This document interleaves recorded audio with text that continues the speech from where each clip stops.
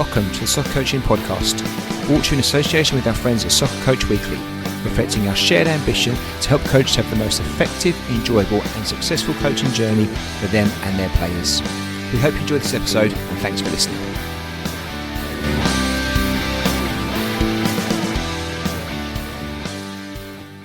Jason, my friend, welcome back to the podcast. How are you? I'm good, Scott, thanks. It's great to see you, mate. I think it hasn't, the last time we spoke, a couple of years since we spoke previously, and I think it was January we last spoke, so it's not been quite as long, but still long enough. What have you been up to? How are things? Yeah, things are good. I over the last 6 months, I've made sure I spend more time, with my family. You've got a big family. Yeah, coaching, it takes time away from all of us, and I like now to just chill out and take myself away from it.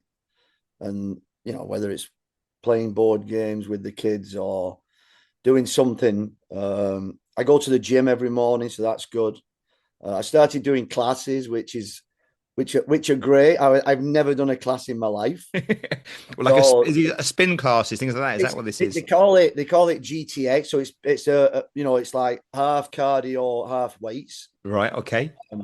But it's been a game changer for me, and I do the cold plunge after. And it sounds serious now. That cold plunge, if anybody's listening, is an absolute game changer to your body. You're recommending it? Oh, mate, I'm 55, and I'm the fittest. You look like you're 25. It must be working. I'm the fittest I've been in 20 years. Yeah, but it's good. But to be fair, I think it's important when you do coach that you have got, not that you look a certain way, but certainly you're capable of being out there and having the energy and the drive, right? Because it's quite a tiring. It's quite a tiring vocation, isn't it? It can take its toll. You've got to be physically fit. You're not running around the pitch. I know you're not playing anymore, but just being out and about on your feet and stuff and being around it and having the energy. So I can imagine it helps with doing the job as such, doesn't it? Oh, yeah. Scott, when you're demoing and stuff, yeah, it certainly helps. Yeah. I mean, kicking a ball is definitely the hardest it's ever been for me now at 55. Don't get easy with it, no. I always find, with your mindset, you can change it and do it. I mean, last week we had a club barbecue with FC Portland, where we get all the families in and we give back and we get food carts out there and the food's free for the players. And then at the end of it, the players, the U19s play against the coaches. And I jumped in and played. I've not played for 10 years. And some of the coaches are like, wow, you're pretty quick for 55. Take that, yeah. Yeah. So, yeah, we went to France in the summer and that was good. Emily, I told is she still reffing? Yeah, she did the Women's Euros in Switzerland. Fantastic. So is she enjoying it still? Oh, she loves it. Yeah. Yeah, she loves it. She's got promoted to the championship now. So now she's doing the championship. Very good. So, yeah, she's doing great. Hopefully she can get the World Cup. I think the Women's World Cup's in Brazil, I think, the next one. That would be perfect, wouldn't it? Yeah. Yeah, that'll be very great. Good. Well, you make a very valid point, even before we've got into the actual topic of the podcast, about the importance thing about making sure that as coaches you balance your life stuff as well, right? Because if you don't do that, it does become all encompassing, doesn't it? Like coaching, you trying to switch off from it is really hard. So making time just to have a break, I guess, is really important. So, and spending time with the family is important. So thank you for highlighting that. So I think we last spoke in episode 112, I think it was. But just for those that maybe haven't had the episode or haven't heard from you before, just a little bit about what you're currently doing, where you do it at, so people can get a gauge of where we're coming with this conversation, if that's okay. Yeah. So I'm the director of coaching at FC Portland in the USA in Oregon. Been there since 2019. I've been in the US since 2003. When I was in the UK, I spent 6 years coaching at Preston North End Academy and moved to the US in 2003.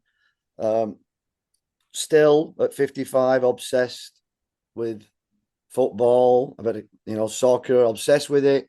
Still love it. It's the best job in the world, coaching, inspiring, children to be the best they can be and try and encourage them to work together as a team. And if they get the sense of feeling that they're doing something that they couldn't believe they could do, then that's a great feeling for anybody.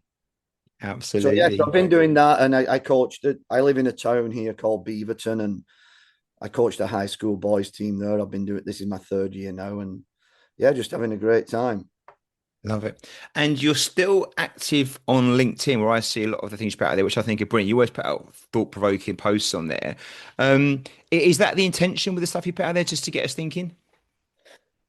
To get people thinking, and also we need change. I don't know what it's like in the UK, but sports here is for children. I think is damaging. It's a win at all cost culture. Parents seem to be more into it a lot of the times than the child, and it's damaging for them. So my posts, they're not there to upset anybody, and I don't really cut. The only people I call out are US soccer, the federation, not in terms of people themselves. But we need a change, and I'm just going to keep doing it and doing it. And they say change is coming. You know how we had the DNA, Yeah. and then you have like the Southampton way when Southampton were doing really well developing players. They've Yeah. just come up with the US way. So we'll see. We'll see if change is going to happen, but it definitely has to happen. Yeah. Well, if people aren't highlighting stuff and getting us thinking, then nothing changes, is it? So I think, what you put out there, I always think it's constructive. I don't think it's ever, I always think it's constructive. You're coming from a positive place and it's just getting people to think differently. The win at all cost mentality in the States then, is it across, the whole sport, like from grassroots recreation up to kind of the elite end in youth football, or is it more targeted to the elite players or the stronger players, or is it just epidemic across the whole of playing? If I'm going to play for any team, Yeah. if under 13s, I'm still going to think it's a win at all cost kind of culture.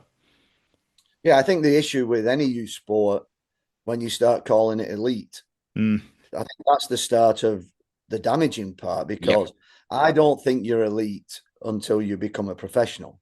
Got I elite under I, sixes over I, here. I only class elite as a professional athlete. Yeah. So we do talk about elite 10-year-olds here, and the win at all cost culture happens in everything. Yeah. Basketball, baseball, football, soccer, every single sport, the team has got to win. And a child's self-worth now in America, I don't know what it's like in the US, but their self-worth now is based on an outcome of a sport when you're 9 years old. Yeah. It's crazy, isn't it? Yeah. And we don't see that is damaging to a child. We don't play sports anymore because it's fun. We play sports now to brag, or the parent puts them in sports to brag about it. And every child in the US thinks they're going to become a professional athlete. Yeah. I, And it's like, well, I've no problem with somebody having goals, but the adults, especially the parents, they have to be the one guiding them and saying, well, that's great that you've got a goal, but let's just focus on getting on the high school team first. yeah. And also you want it Not, to not, be the kid's goal, not the adult's goal, not the parent's goal. And I yeah, think sometimes it's the parent's yeah, goal more than it is the child's. I mean, the child obviously, what kid doesn't want to be a professional football player when they're 10 years old? But actually, if the parent wants it more than the kid does, then I think, sometimes you get that situation as well. Um, okay, well, look, I think it feeds in nicely to what we're going to speak about, which is really around and you're the great person. This, 'cause I know how important it is to you and how much you try and embed this in what you do where you are. But we're going to look at like philosophy and culture, if that's okay, Jason. yeah, And what I want to do really first and foremost is kind of just almost distinguish the difference between the two.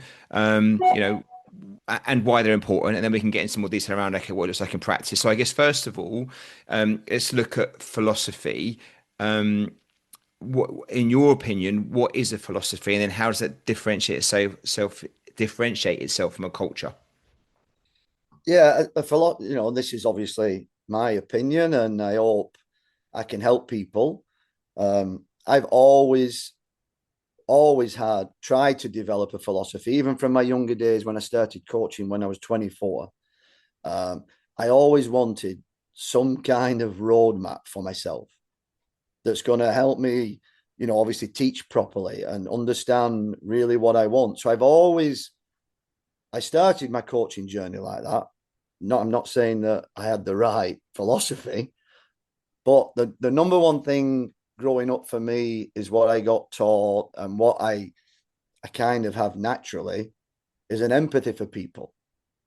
So I care about people. When I played soccer, my mentality was always, well, what can I do for my team?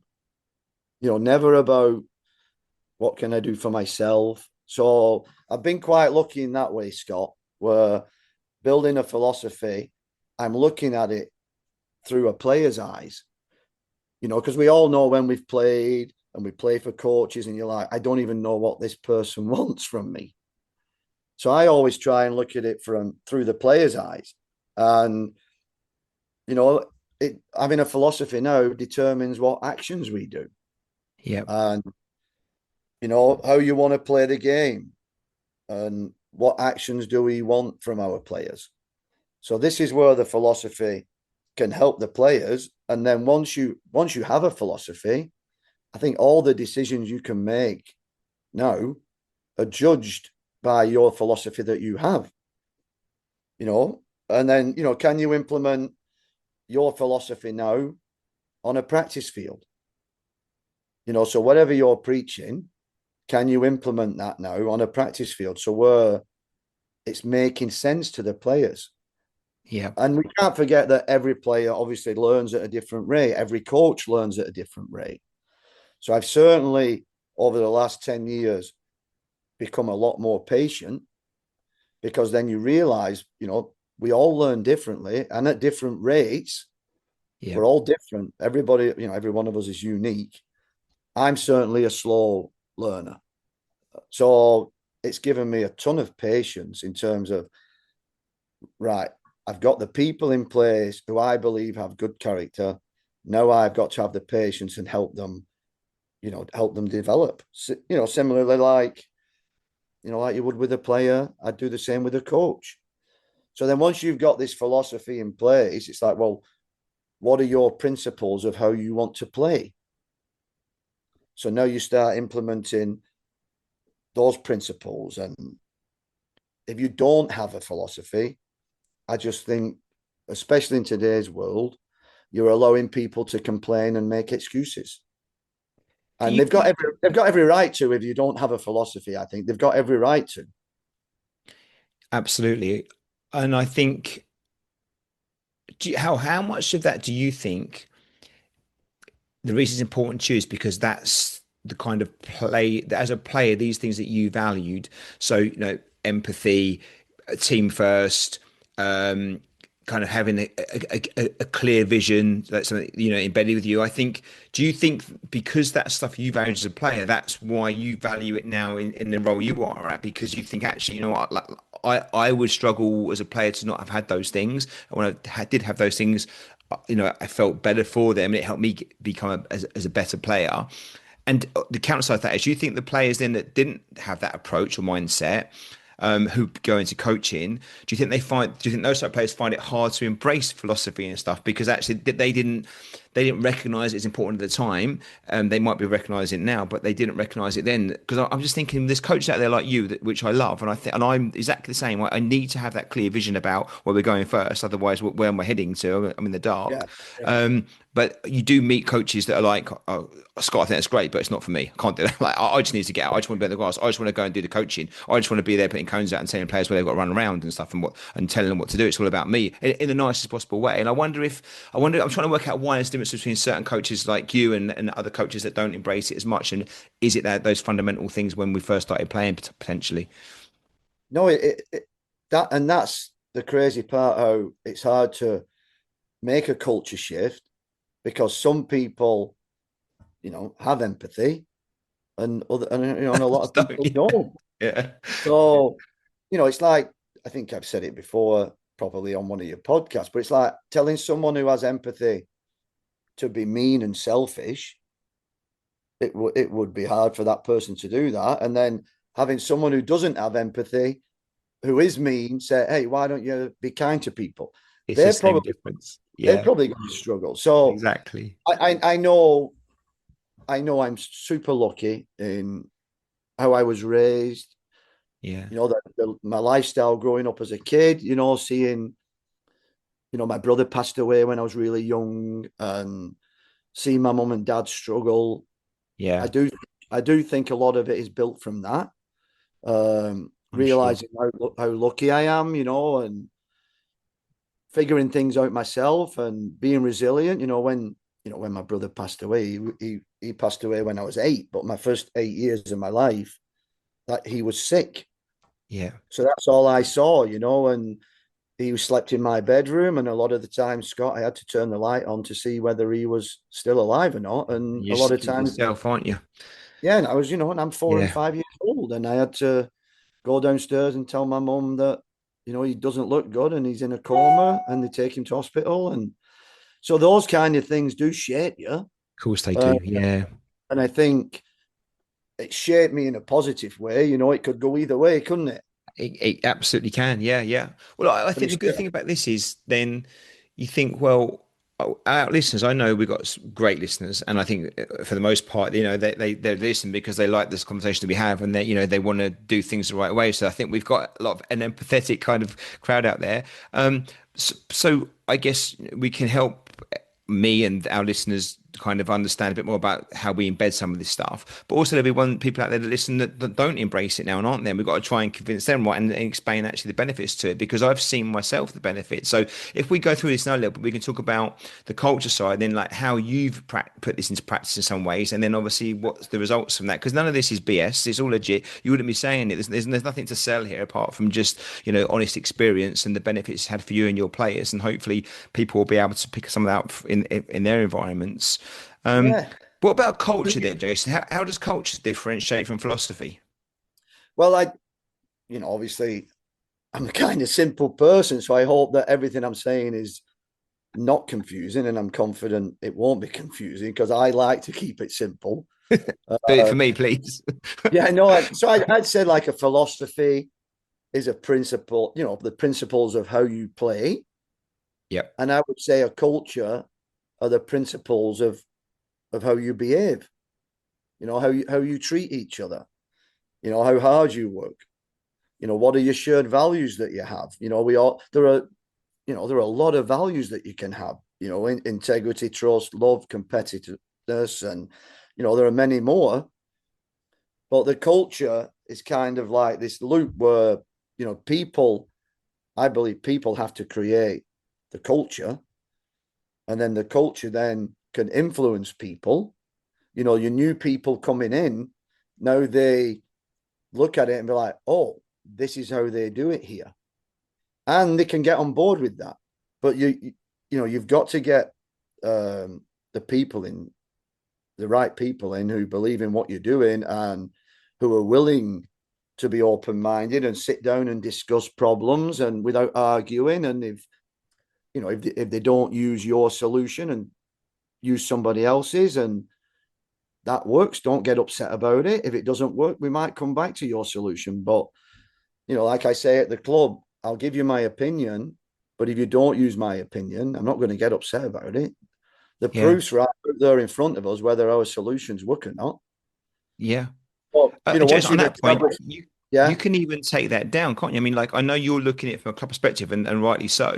But I'm thinking about like if I'm just, an individual parent coach running a single team, if I want to create the right or a culture that I believe in, the people part of that will be the players and the parents, won't they? And actually, and yeah, getting them along, because you see loads of problems in little teams of like 15 kids, like 12-year-olds, and it's all falling apart because actually you've got one parent and kid pulling in one direction, one kid in another direction, the coach going a different way. And actually, if you haven't got that thing set out there, let alone at a club level where it's even more important, just at a team level, right? It can make a big difference to how that journey goes.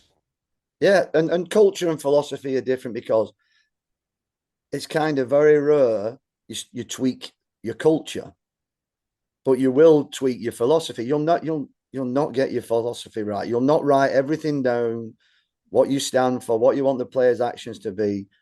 The game will just throw something at you where you're like, oh, we might have to change something here. And that's great. But I think over the years, I've seen the culture of, being working together, being a great teammate, having integrity. Those, those don't change. But I do think Yeah. when people come into that culture, like at high school now, every year we get freshman players coming in, and the older players are showing these freshmen, hey, this is how we do it here. And they quickly get on board with that, even though it might be different from the club that they play at. They know that Yeah. when they come to the high school program, this is how we're expected to behave. And Yeah, I'm thinking, yeah, it is 100%. it is massive. It is massive. And over my 20 odd years of coaching, nearly 30 years of coaching, I've never seen it. I've never seen it fail. Obviously I've failed at a lot of things, but in terms of gradually making a culture better, I've never had a problem with that.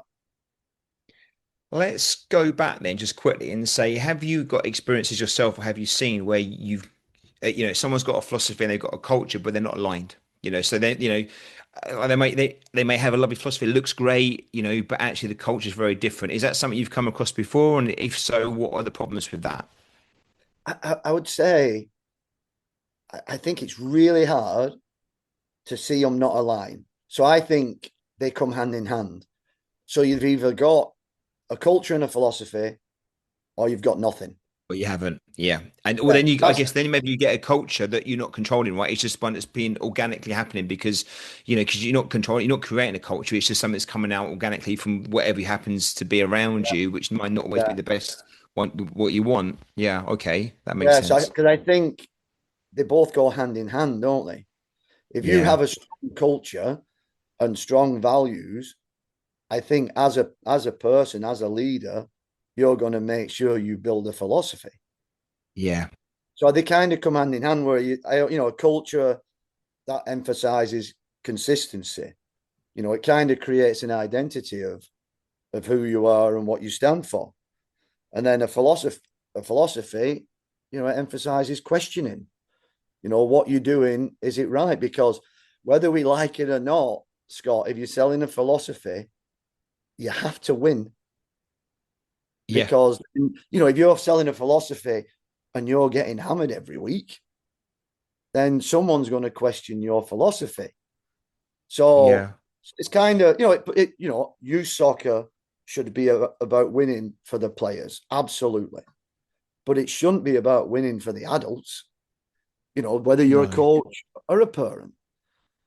But then if you've got a And maybe it's a philosophy, question of how you win. Maybe it's like saying, yeah, okay, we want to win, but then what are our red lines? Our philosophy is we want to win, but we want to win this way. We're doing these kind of things, and it's subjective. I'm not saying there's one way that's right and another way that's wrong, but I guess as long as you're clear with it, then once you've defined your philosophy and how you're going to approach the objective you're trying to achieve, winning games, yeah, then it's like, well, okay, that then drives your culture, right? Because if we're going to be that kind of team and play that way, then these are the values and stuff that are going to get us there.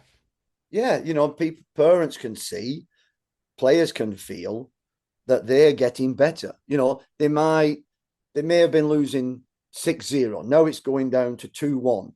The performances on the field look a lot better. It looks like we're getting somewhere. And that's what people can see.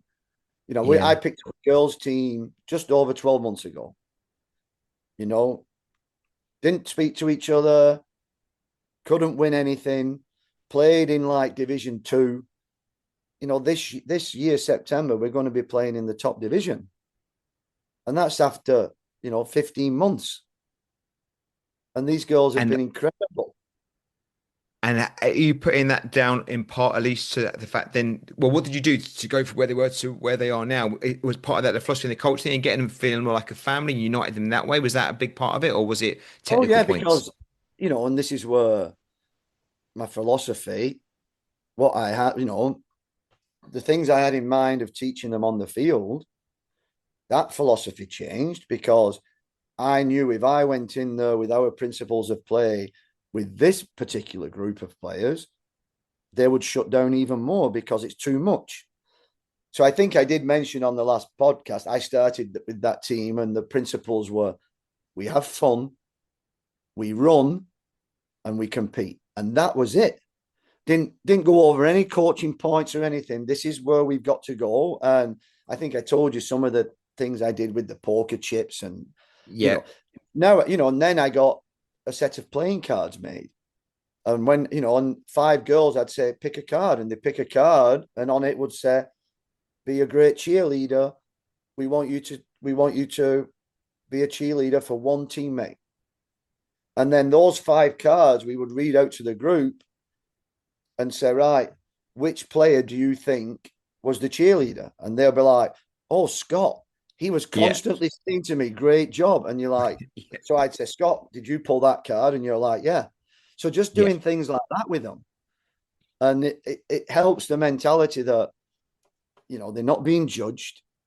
This is fun. And they're not getting judged on anything. We just, I want you to have a mindset of I can and I will. That's what I used to say to them. I can and I will. I want that mindset. And it's been, the proof is out there on the field, isn't it? It's the same group of girls and they're loving it. They're having so much fun. And it's like, well, And it's funny because you're not even spoken about, like game model or, your session planning or, getting them in for more hours. It's about actually, let's just get some basic stuff right in trying to get some bonding going and, yeah, working together and, that psychological side to the game, which I don't think people necessarily appreciate enough. We work so hard as coaches to try and get technical stuff in there and put on sessions and make sure the balls run the right way. We forget about actually how the players feeling, not just with us, but with each other. Are yeah, they feeling loved? Are they going to work hard? And when you get to those tough games, maybe you're getting a 1-0 win rather than, it's a 0-0 draw, you're losing those games because actually you've got a bit more about you as a team, not because you've got necessarily even better technical players, just more of a team mentality. yeah. We played a tournament in June in Seattle. And our first game, we got beat 6-0. And I just said, hey, back to the hotel, time to play a fun game. And we just went back there and we played a fun game. I had all their initials in, and we put them in groups of 4, and all the initials in like a crossword thing, and they had to spell out the name. So now they're just playing it, totally forgetting about the result, Yeah. and we're just playing a fun game. And it's like, well, that's how it's got to be for them. Yeah. How do you balance um so if I'm thinking about philosophy and culture here. How do you create a philosophy and a culture that supports both team and winning as well as individual development? If that makes sense. So I'm thinking like, because actually I'm trying to think of ways in which this could be conflicted.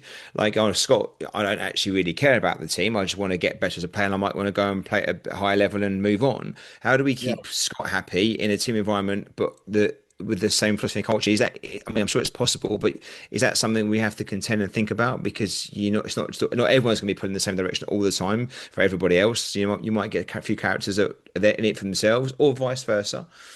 Yeah. That's when the individual conversations start coming in, because everybody, we are all different. You can't say this is how we do it and I'm going to treat everybody the same. I think your culture, that pretty much is solid, isn't it? That's your solid foundation. Those are kind of your non-negotiables, aren't they? But now on your philosophy side, on the playing, you've got 16 players on your team. Every single one of them is different.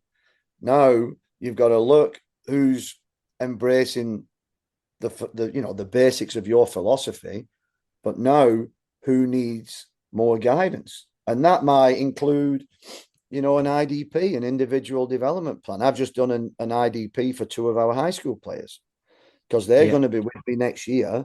At the moment, they're struggling, so it's like, right, obviously I can't do all 20 players at once. Who are my yeah, priority players now to work on individually? So I support. Yeah, chose 2 players, and some of it's silly, Scott. The questions like, do you make your bed? Do you help your mum with the groceries? Your mum and dad, your parents.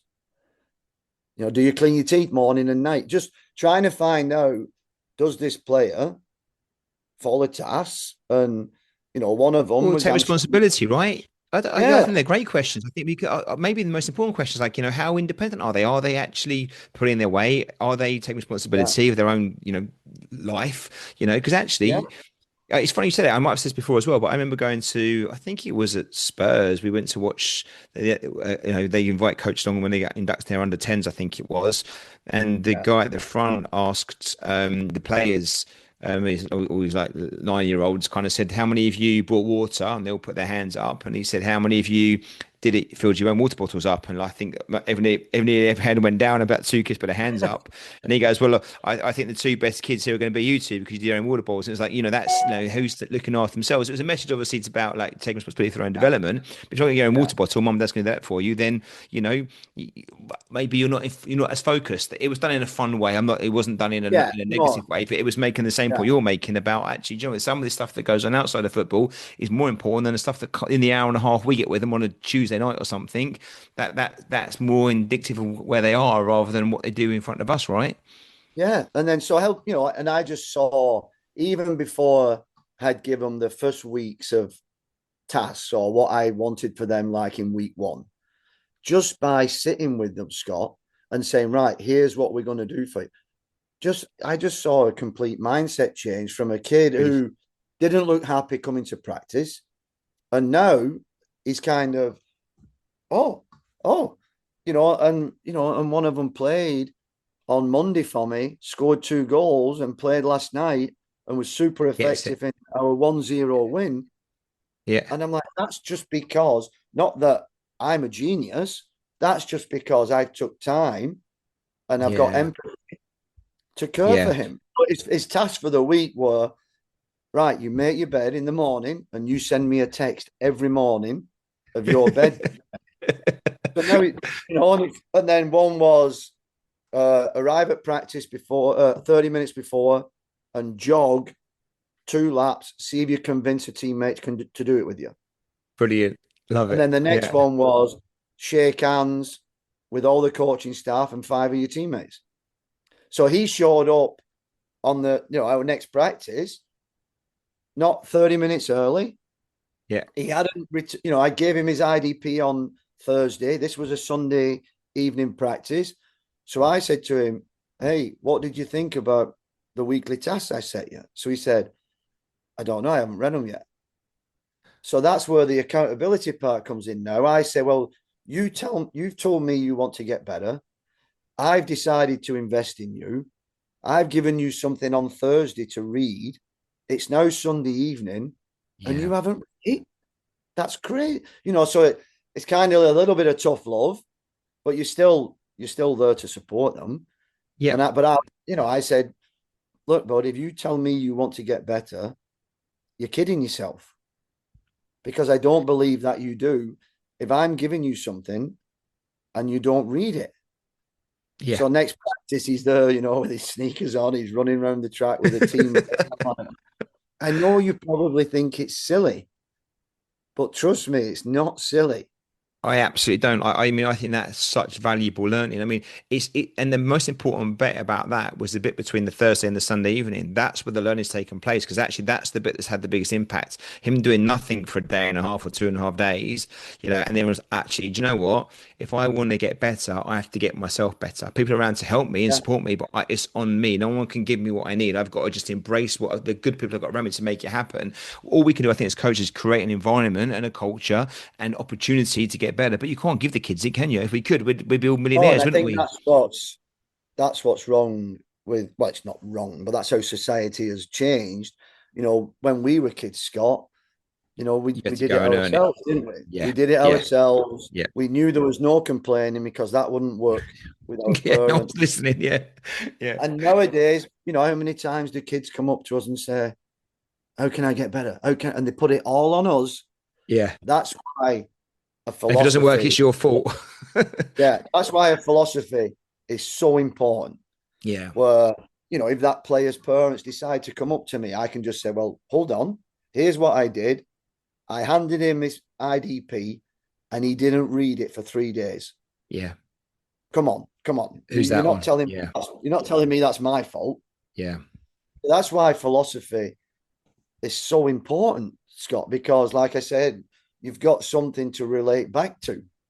Do you think, Jason, that you should have your own coaching philosophy, as in like wherever I go, this is how I'm going to be as a coach, and then maybe you have like a team or club philosophy, like in relation to where you're at, or should it be one? I mean, I'm sure they should be aligned anyway, or should it be just one thing that's right? That's it. I'm just thinking actually, John, because I know what I'm like as a coach. I've never written it down really. I think we've had to run a Right. couple of courses before, but you just write down the words people want to hear, don't you? But you know, Yeah. I think like you have, it comes down to probably two or three words, really. You just what you really believe in. Do you know what I mean? And they're the most important things. Yeah. And if you can't put it into two or three words, you probably don't know what you're doing just yet. You probably need to think about it a bit more. But I think do you need a different one for you as the coach compared to you as the team or club, or should it just be one? Well, I think it should be one if it has access to tweaking it. I don't think there should be I don't think there should be non-negotiables on a philosophy. I do think there should be non-negotiables on a culture. Yeah, But a philosophy, if you're doing it as a club, it has got to be a little bit different than if you're just doing it if you're running 16 players. yeah, Because we're now, we've got 35 coaches, multiple teams. So the philosophy that for the club, it's just like a guideline, Scott. But the yeah, principle, yeah. That's the good, like a framework.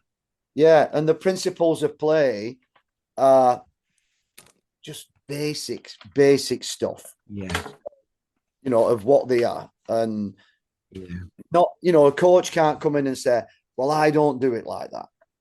So if you're our attacking principles, the first principle of play for when we attack is we call it the three S's. So you spread out, you're separating from the opponent, and you're scanning the field. Now, I mean, I don't think how can a coach come in and say, I disagree with that. that's not right. Yeah, And yeah, you're like, well, yeah, these our principles are just the basics, and yeah, then the next step for a player's thought process is all right, so we've done the three S's. What's the next thing we're looking to do? And we say, have a connection with the ball carrier, support that ball carrier. So yeah, then a coach can't say, well, I don't believe in that. And you're like, well, yeah, yeah. these are kind of just basic, and Yeah, now their general principles are just a good attacking play, right? They're yeah, not defined by a formation or a playing no, style. They're just good practice to be able to progress the ball in the right ways. I mean, I saw an IDP on LinkedIn, and it's like, of course, you want to take ideas from people, and if you do take ideas from people, I want to credit them. But then on the IDP, it was like in zone 34, I'm 1.84-degree angle to support the ball, Yeah, and you're like, stop. That yeah, is absolute nonsense. yeah. You don't You can go you too don't have far, can't you? that is Yeah, going with and I think a lot of soccer is going like that. It looks great on a PowerPoint, and yeah, it kind of makes you feel like you're a 5-year-old when you're looking at it. So you don't question it. You're like, oh, everybody else yeah. in the room gets it. I'm Just kind of smile and say, yeah, I'm the give it a stupid one. like. Well, it's funny because I think, and I think I've learned this more often doing my UA for B, is I definitely got a little bit more detail around the way we try and coach the players to play. I've got that detail. Don't get me wrong, I've got a long way to go, but I've got a bit more detail around it now. It's in my head. But the mistake I've realised I've made over the last 6 months or so is I think because I've got it in my head, I need to tell the players this now. So I need to tell the players everything. I need to make them understand and see it all. And actually, I don't. I think it's okay if you know the detail. If you've got your zone 37 and your 1.8 degrees, whatever it might be, that's fine if that's what you need.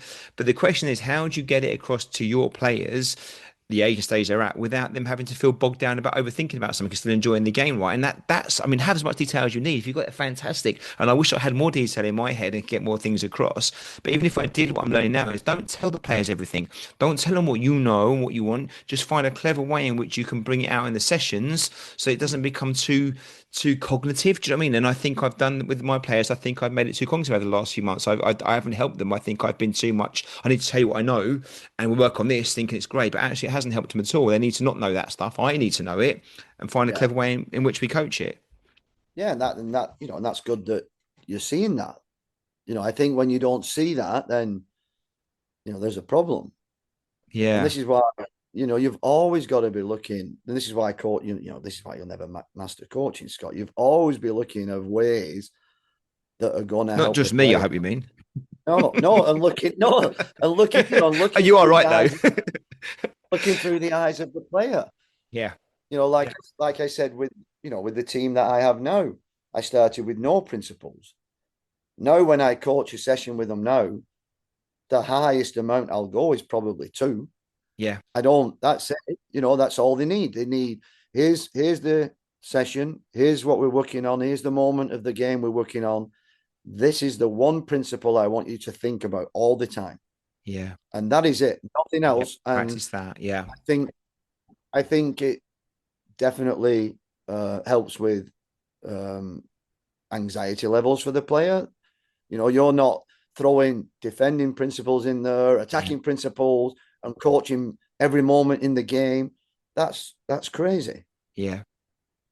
Yeah, 100%. Well, you got clarity then, haven't you? You've got a focus. You can see if things are improving or not and what you Yeah. need to work on. Yeah. So just thinking about examples then, I know you're passionate about this, and I know you just, and I think it might be harder for you in some ways because you almost do it so naturally because it's just what you value. You said that at the beginning, and I get that. But I'm just, would you Yeah. be able to, and you've said a few things already, so maybe it's just repeating those, I don't know. But how have you gone about embedding your culture where you are? Because there's a danger, isn't there, that coaches walk away and they write a philosophy out in words and they write a few key core values for a culture and they kind of just stay on a bit of paper somewhere or on a wall or they're spoken about twice a year and everything else is left to organically happen. How do you proactively try and ensure that your philosophy stays true and your culture aligns to it? What things do you do there to kind of make that happen on a consistent basis? Do you want me to talk about like both? If you don't mind, if that's okay, yeah, where they line Well, up and yeah, the culture one is that's the one that's the most important one to me, Scott. And I'm absolutely relentless at watching the players, how they behave. I'm out, at the club level, watching parents, how they behave. I'm just relentless at it. It was funny, last night. Went last night. Our captain got the group in, and I give him the speech and said, "Right, good luck, get out there, have fun." And as I'm walking away, the captain got him in. He went, "Listen, coach is watching you all the time." He's like, "Do the right thing because he's watching you all the time." And I kind of chuckled to myself. And so it's just the culture part. I'm always watching on top of things. Simple things, Scott. When I say, right, let's collect the combs, straight away I'm like an eagle hovering over them, watching them all. who's Who's now doing it? who's picking it up? Yeah. And the high school boys are relentless at it now, and at end of every practice, we get in a massive line across the stadium field and we jog and they're picking up trash and rocks because rocks sometimes get on the tough field and you don't want anybody doing sliding tackles and having, a pebble there or something that could slit your leg. So we jog as a group and they're picking stuff up and they jog back. And so it's So, just, but how I know people listen and be like, well, okay, that's great. How have you got them there? I'm thinking like I'm quite tough in my sessions at the end, but get the cones in, boys, in the right color piles, please. And I look around and it's usually the same five or six kids doing that stuff and the same five or six kids getting their water bottles and something themselves out, and I say it and I say, well done, Sir Blards, for doing that. Well done to you again. But I've not cracked the thing here. I've got them all doing it. I'm not being consistent enough with it or whatever else. How do you go about getting everyone doing it? it's just being relentless. Is it? And, Stay and then on it. you've got the older, obviously at high school and team is different because at your team, they're all the same age. At high school, Yeah. you've got, you've got freshmen, you've got sophomores, you've got juniors, you've got seniors. Yeah. So the seniors basically run the show and everybody else gets in line. So I don't even have to tell them after practice now. They get all the cones, they put all the stuff away, which is so much easier for the coach. Yeah. You've got And mini. no complaining, no money. Or did you have to go through a stage of kind of getting past the one and two? Because they're still kids, aren't they? One and two aren't going to be used to doing that kind of stuff. You just Yeah. you just say no. That's how we do things here, and that's it. Yeah. I mean, it certainly would be harder if you weren't winning. It Yeah, would, yeah, yeah, yeah, even yeah. That's a though, good point. even though me personally, I would still be consistent with it. I wouldn't say, oh, only some of you do it now because we're losing. Yeah, yeah, yeah, But winning, and then you've got, we practice with like the second team. So you've got the first and second team. Second team consists a lot of freshman players. They're hungry to get on that first team. So they fall in line with doing the right thing. Um, but, and the team's, luckily, the team's winning. yeah. Um, Well, I'm not saying luck, but yeah, but maybe it's all part of it, right? Like you said, it's not luck. It's because you've got obviously got good players and good coaching, but if you only have that without the culture, maybe you don't win as much. Yeah, and and then talking to the parents, you explain what you do, and I've been doing the high school for this is my third year, and never received a single parent email yet complaining. And at the parent meeting, I let them know that, hey, just let you know, if you're thinking of complaining, you'll be the first one, You love that. and I'm going to print it out and put it on my office wall in a frame. So now they're like, if they're thinking Yeah. of complaining, they know they're going to be the first one. And but you can have a little bit of fun with it too. At club level is a little bit different because we've got 600 kids in the club, and not every parent knows who we are or what we stand for, or sometimes, Scott, they don't care for No. what we stand for and who we are. They just want to see the kid win at the Of weekend. course. And well, on that one, then what do you do about that, Jason? When you got a situation where you've got a player or a parent or someone that, isn't towing the line with the philosophy and the culture, how do you manage that? We try and help them. When I first started at FC Portland, this is one of the things I had to change in the culture. When I first started coaching at FC Portland in 2008, one of the first things I was told was, we don't talk to parents. Now, as a club, I get it if you're in academy, at Preston. When I was at Preston, we didn't have much interaction with the parents. I still think you should, because, that parent is part of the development process of the Yeah. child. Yeah. So, when I went into FC Portland, that was one of the things that I changed. That my office is open to any of you. So we try and talk to them, and because there's going to be some stage, Scott, where you need their help, Yeah. whether it's getting their kid back on board or what. We're having an auction in November. We're raising funds. We're trying to get a new home, so we're raising funds. I remember back in 2008 when we had an auction, and the philosophy was, don't speak to parents. Yeah. Two weeks before the auction, the club's like, we haven't sold any tickets. It's like, yeah, no kidding. Speak to I anybody. know, I know what I'd say if I was a Yeah. parent of this club. You never speak to me all year, but now you want $150 for a Yeah. ticket for an auction. So that's important. But we try and get them in. We've had parents in the office where we talk about it, and we try and find out as well, what are their feelings that the child is on a B team. And if they're saying they're struggling too, we try and say, well, why? Why are you struggling? If you want your child to be successful, hovering over them and solving all the problems that they're facing. And you said this last time we were on the podcast, didn't you? If you want to get to a pro and you're hovering over them, they're not going to reach No. the goals. Even if they've got the talent, they're not going to reach their goals, because you're preventing them from dealing with some adversity and solving problems. Absolutely. And yeah, I remember you mentioned that Yeah. in the last one. Yeah, it's not the way to help them get they want to get to, is it? We're doing things for them. They got to, you got to be around it, haven't you? But if you're bashing down the path for them, that's the worst thing you can do. They've got to want it Yeah. themselves and make it happen. And we know what kids are like too. If they're upset and complaining, then that complaint is justified if mum and dad are doing it. Yeah. Now they're like, Yeah. oh, I'm right. Where Yeah. mum and dad should be like, hey, cut that out, change your mindset. What are you going to do about it? Yeah, you've been moved to the second team, or yeah, your team has just lost. What are you going to do about it? Because I've never seen anybody reach their goals by complaining and moaning about it. I don't think that's ever happened. Well, not it can have a short-term impact, can't it, sometimes, but it doesn't make any long-term difference. And you can win your way so far, but it doesn't tend to make a difference to the end outcome if you don't find the right answers to the problems you've got to deal with. What Yeah. about onboarding, Jason? Do you have a process for onboarding parents and players there to help them understand the culture and philosophy from day one? Well, we have a an academy meeting at the start of the year. So myself and our general manager Louis, he's a great guy. We stand up and we tell them what we're about. We talk about the culture. We talk about the philosophy that we have.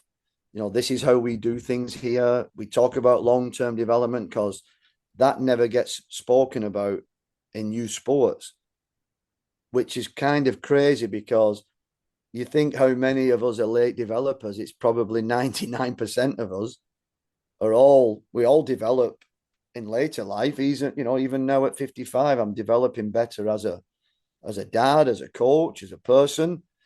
And we try and do it that way. And, we have a PDF file of, you know, for coaches, they get the philosophy, they get the hard copy. The parents get, this is how we do it at the club. The parents get emailed that. And the players at under 13 and above, they get our philosophy. They get our game model. We don't want to give it to a 9-year-old. We just think that's just too much Too for early. them. So when you're 13, and we've got the platform and to email everybody in the club, which is great. So if I want to send something out club wide, you click one button and you send your email. It's Yeah. it's, it's great. So everybody receives it. So now everybody receives it. Now it's up to the coaches now to implement it at whatever level they think. So when I always told the parents as well, I can make having a philosophy can make the car ride home so easy for you.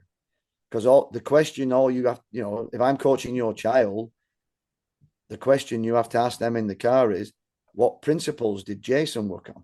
Yeah. And if they say, I don't know, well, that's Something's gone you've wrong. not been Yeah. listening because he's Yeah. probably only given you one. Yeah.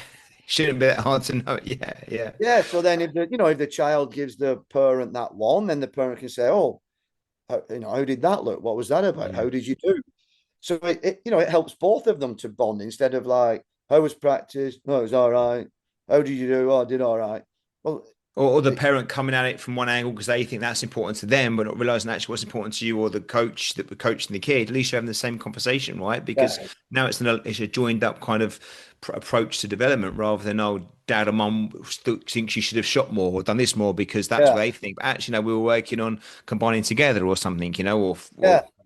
yeah, it makes And it's sense. it's kind of like, you're kind of like shouting it from the rooftops. Here's what we do. Here's how we do it. And then you've just got to sit back and be patient, Scott. I think, what was it, 2019? So this is like my 6th year. And you can definitely see a change from 2019 to now. We had my first coaches meeting. I had 7 coaches show up out of 35. You know, Yeah. a lot of them, majority of them thought it's not important to go and Yeah. meet, not, I certainly don't like saying your boss, Yeah. But meeting that's the someone, reality, right? meeting someone who's kind of head of the football club, and wouldn't you want to go and see what they have to say?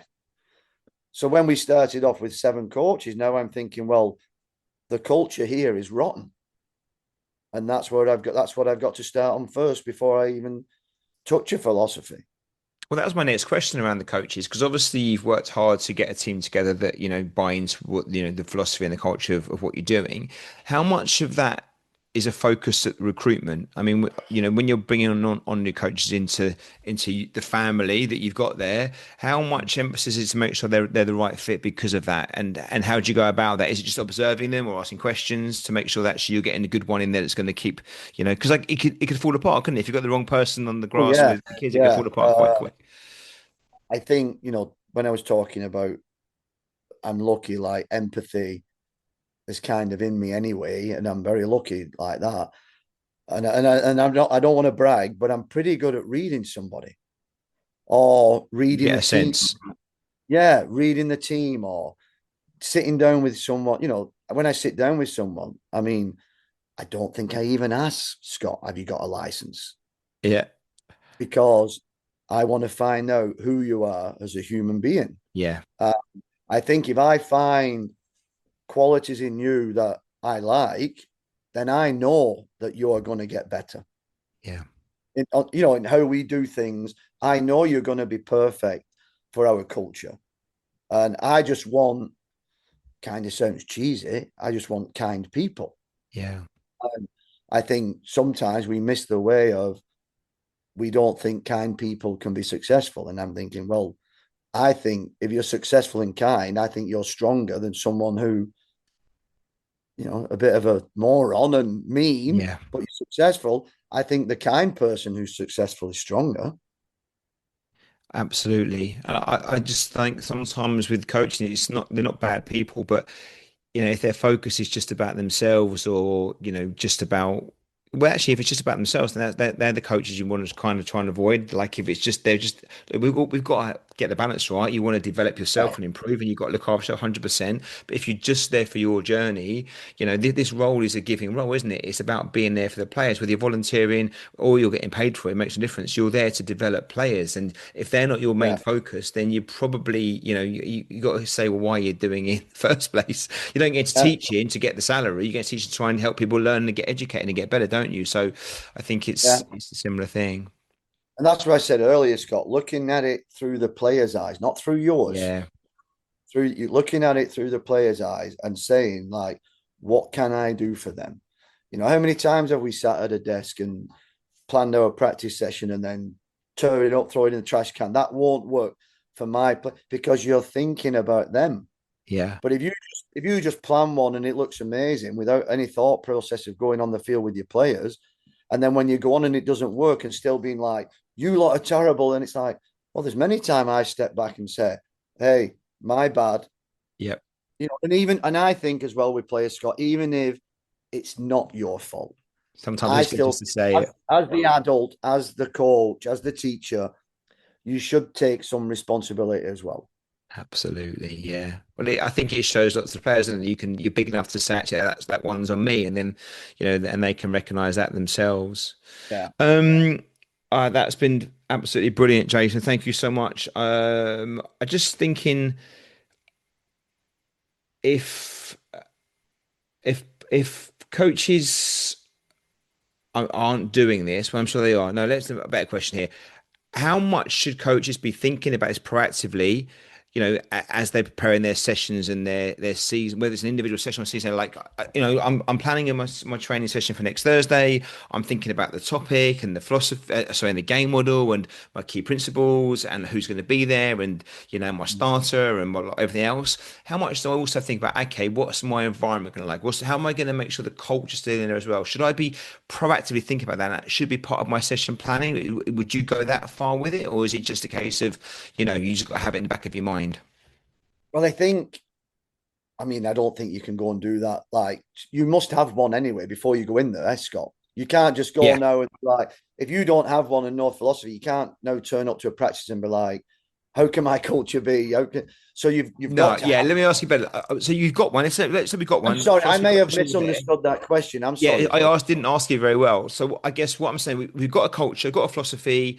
How much do I have to proactively make sure that I'm embedding that within my weekly sessions with the players? I mean, like, should it be as important as, the technical and tactical part of my session that I'm thinking about, okay, how do I make the players feel, whatever my philosophy or culture is, how do I make sure that's coming out in this as well? Because I don't want to lose that bit. Or do I just not hope, but do I just rely on the other stuff going on that is there? Or, things like you said about, clearing up the equipment at the end of the session, and there's things there, but that might not be in a session plan for most coaches because they just do it at the end, and they might do it fantastically well. But there's a danger that you may miss some of this stuff off if you don't actually put it in there. And is it almost as important as, the reward activity or the conditions in the game you're going to put on? Yeah, well, like I said earlier, Scott, culture must come first. And culture must come first in your practice or on game day because imagine, you're at practice and a kid's late.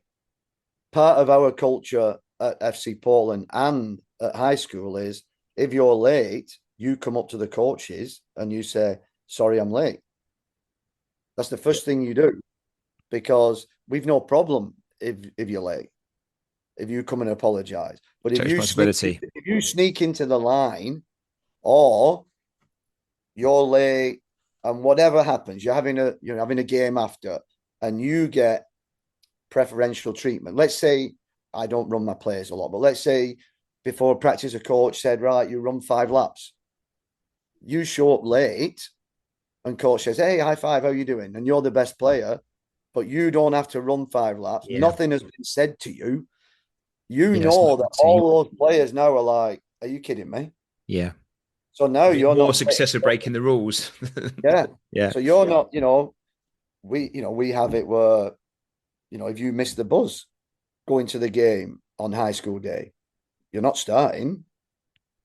So you have to stay in line with your culture even before your practice starts. Who's on time? Who's not coming and who has let you know that they're not coming. We have 4 teams at high school. All 80 players know that they have to mark that they're attending practice, or the coach will say, hey, sit out, you didn't mark that you were coming. That's showing a lack of respect. We have got, this is my 3rd year, we have got all 90 players doing that. And they're all laughing, and we make jokes of it where I say, hey, when you come to my funeral, it's going to be on Team Snap. I said, and my wife's going to be at the church door saying, you can't come, you didn't mark. I said, and I'm going to put a recorder in my coffin and it's going to shout out, have you marked Team Snap? So, even though it's serious, it's good to make light heart of it and laugh at it. But if I guess the trick there is being consistent, though, isn't it? Also doing it consistently, right? Not picking one week we do it, one week it doesn't matter now. Actually, this week it was serious to the coaches because they had a bad day, and next week it's not serious, doesn't mind anymore. Or actually, you're our best player, so the rules don't apply to you as much as they do to the other players. I guess if you're consistent with it, and you stand by it, and then that's how you embed it, right? Yeah, and listen, kids are not stupid. If they know Yeah. they can get away with stuff, Yeah. they will do it and more. Yeah. Whereas if they know that you're relentless at it, I mean, I am a pain in the backside on it, because I care more about that before my philosophy, because I know if I don't get this right, my philosophy won't work. Doesn't mean anything. Yeah. It will not work. And that's why I said earlier, they both go hand in hand. But Absolutely. like answering your question of, can you let one go before, with the other one at your practice, you've still got to do both. And then your practice session is then based on, is it based on the last game that they played? Is it based on bigger needs of the team? And that could range from a lot of things, couldn't it? It can range from defending, attack. Do they look like they're not having fun? Well, do something about it that makes it fun. I mean, we played at Providence Park a couple of weeks ago where the Timbers play. And at the end of our practice session, I made a game of Ludo, and they had 4 groups, and they're moving the tokens around the board, and when they land on a certain color, it's a crossbar challenge. It's score on a mini goal, and who could get the piece back, and we just had a bit of fun. Wow. And that was I think that's before a big game that they had, and it's like, this is fun, and some of the players are like, gosh, what is this? And I'm like, I'm enjoying myself. It doesn't matter. Yeah, we're having a bit of fun. So it's up to the coach then, isn't it, to be like, well, what is the priority of the group? Are they do they look like they're having fun? No, well, do something that shows that can bring that out of them. That, hey, this game is fun. Start working together, have fun together. Or, do they have fun and that's not a problem?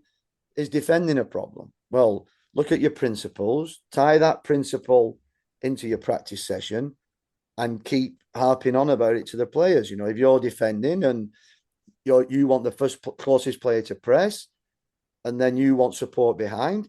Run a practice session that's going to force that out of them, Yeah. and keep reiterating that to them over the evening. And then when they do it, keep congratulating them. And yeah, I so think everything goes hand in hand, doesn't it? of course he does, 100%. But like you said there, out of all this, the most important thing is it's enjoyable and it's fun. It's fun for, the more fun it is for your team and the more fun it is for you, then the more you're going to get out of the sessions and for all the philosophies and the cultures and everything else you put together. If you're not embedding that in part of it, you're going to miss something out, aren't you, straight away? So keeping it fun is key, along with all the other stuff then that comes around that. But making sure everyone's enjoying themselves because otherwise, it's never going to be quite the same, is it? No, and in today's Jason, society, thank you so much. oh, sorry, mate, go on. No, No, I no, just go on, saying, no, go on.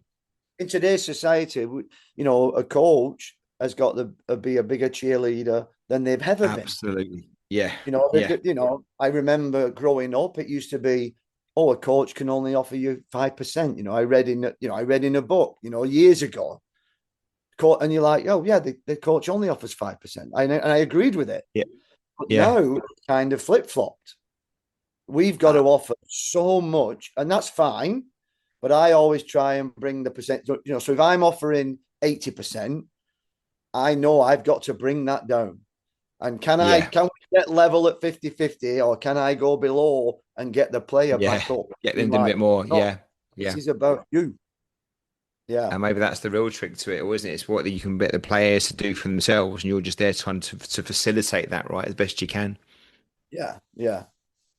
Well, Jason, you've been a star. I said I'd do an hour at the most, and I've already gone over an hour. I always do this to you. I'm so sorry. I think you go All so right. fast talking to We you. still could Um, talk about more stuff. Oh, non-stop. If it's okay with you, it's been great catching up again, but if we can talk again, maybe even if we can, either before the new year or after the new year or something at some point on another topic, if you're up for that, would that work for you? Have you got enough time in the next few months to jump on again? I've always got time for you, man. I'm not sure if your Top man. listeners have got time for me. They definitely have. They always go. Your episodes always go down really well because, hey, look, and the truth is, and I love all the guests we get on, but there's certainly a few that just resonate really well with I know our listeners because you come from a place of experience, but also with passion, and you're always about putting the players first, and I think that always resonates really well with people because ultimately, even if I'm not the best coach out there, if my intention is to help the players, then I need to listen to people like you, and that's why this the mic's always open to you because the more we hear from people like you, the better we are doing our jobs out there with the kids we work with, and we're just in it for them. So I'm going to get you back on again either before or just after the new year. Is that okay? If not All sooner. right. Yeah. Jason, we probably asked this already twice, but I'm going to ask you again in case it's something different, or you might have a different thing from what you said last time. But just what we ask all our guests on the podcast is if there was one thing they could change about the world of football, what might that be? You may have said it previously and you're going to reiterate again, or something different, but just one thing that you'd like to see different, better, changed. Yeah. I'm going to say something different. Um, Okay.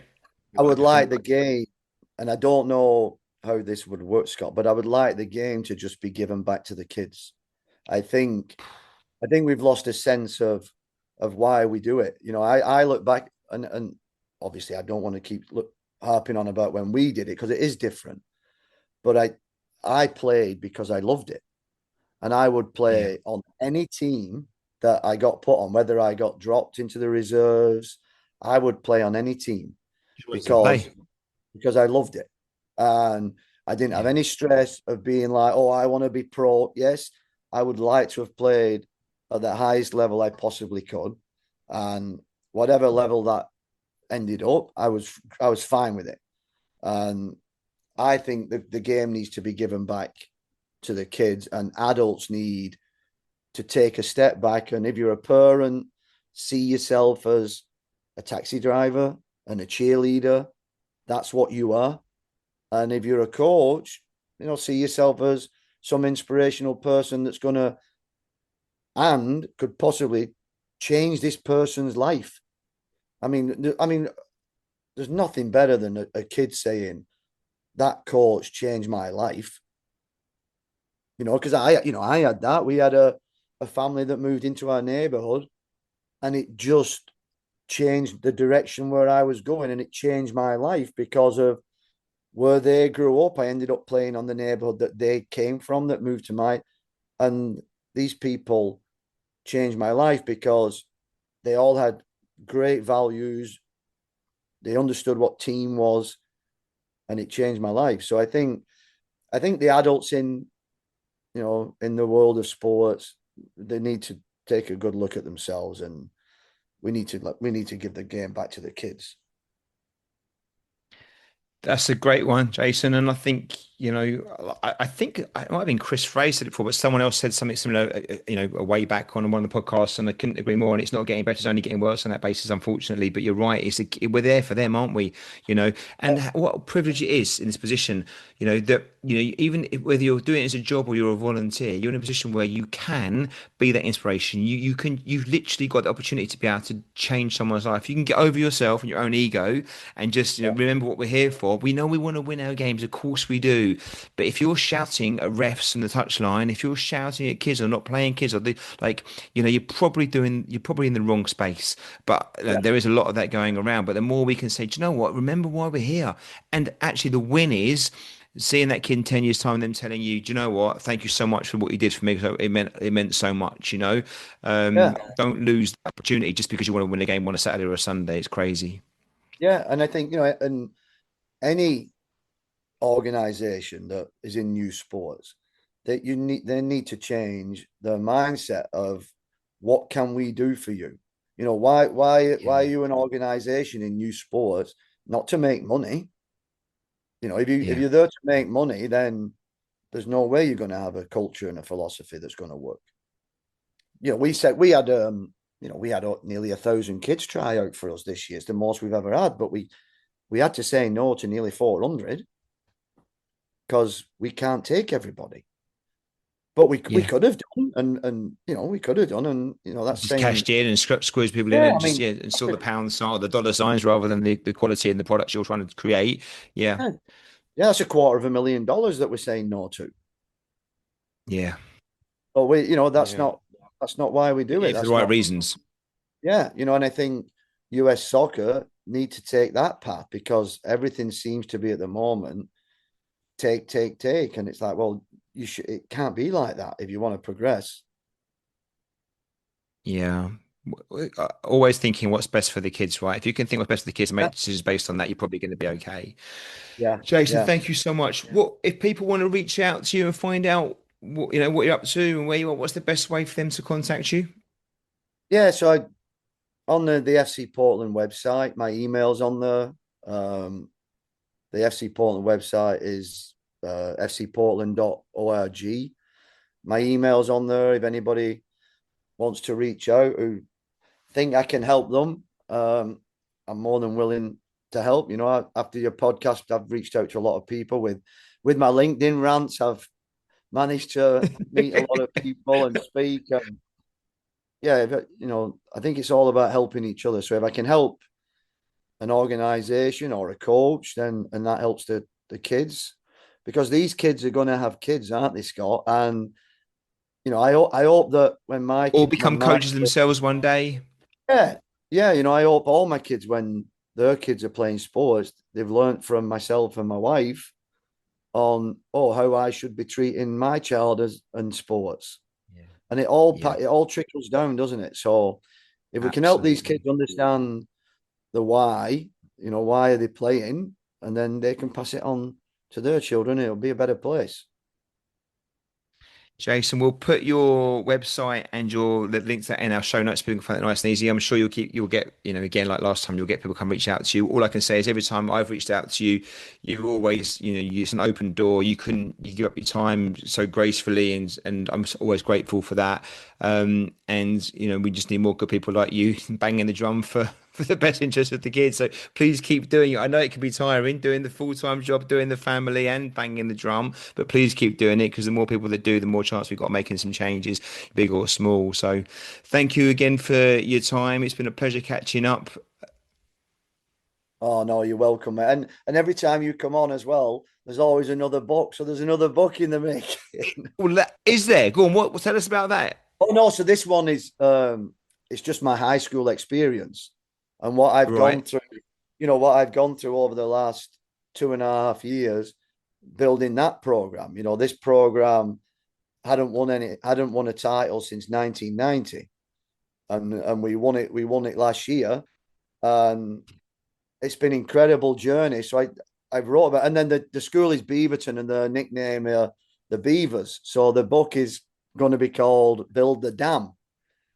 So yeah. So as soon as the when's it going season, to be out, Jason? Do you know? I don't know.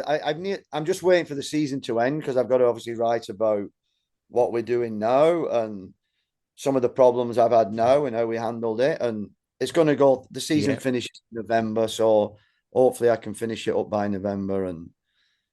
But yeah, it's just talking about. Is it like a journal of what's happened, or is it like you're talking Yeah, about it's like a diary site? Yeah, a journal, and it's more about culture and and how we've done it, and how I think it should be done. And it's but it's been good, because it's exactly what we've just spoke about. You know, it was about getting the right people in place, and unfortunately at tryouts this year you have to cut people, but they're people that have never been on the varsity team, but over 2 years they've not showed good character traits that fit in with your culture, and then they're like, oh, I'll change now, this is my opportunity to get on varsity. And I'm like, I'm sorry, it doesn't work like that. I've been watching you. I've been watching you over 2 years, and that's not what I want on this team. I'm sorry. So it's about that, and it sounds fascinating. I'll get you a copy, mate. That's what everybody wants you to tell me. That's perfect. Well, what we'll do is hopefully when we put it up next time, it will be out, and we can chat about that as well as another topic, so we can cover that in the next podcast. Yeah, mate. Yeah. So, man, thank you, Jason. Lovely to speak to you, mate. Oh, anytime, bud. See you soon. See you, pal. This episode was brought to you in association with our friends at Soccer Coach Weekly. Established since 2006, Soccer Coach Weekly is a leading source of inspiration and advice for all grassroots coaches. Join thousands of youth soccer coaches just like you, saving time and effort in their goal of having the most effective, enjoyable and successful coaching journey for them and their players. Thanks for listening. I hope you enjoyed the episode.